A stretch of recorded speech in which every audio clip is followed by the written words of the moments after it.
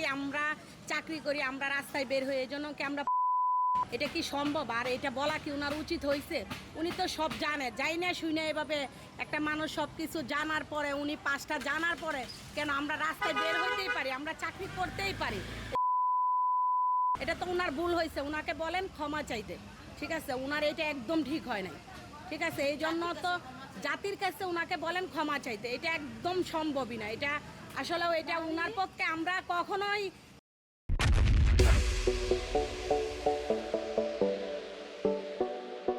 মানে চাই না যে ইসলাম বিরুদ্ধে উনি কথা বলুক। এটা তো ইসলামেও আছে, চাকরি করেন, পদ্মাশীলভাবে চাকরি করেন, আমরাও জানি।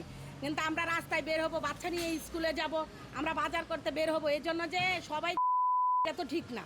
ওনার কি এই কথাটা বলা উচিতই হয় না।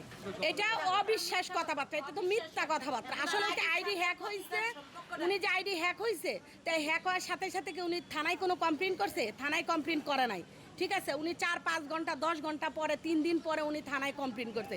এর আমি একটা সাধারণ জনগণ, আমার আইডিটাও যদি হ্যাক হয় তাহলেও তো আমি সাথে সাথে যে থানায় কমপ্লেন করব, ঠিক আছে? যে আর উনি একটা রাষ্ট্র চালানোর জন্য, উনি দেশ চালানোর জন্য ঠিক করছে, তাহলে উনার আইডিটা হ্যাক হয়ে গেছে, উনি চুপ করে বসে আছে, এটা কি সম্ভবের কথাবার্তা?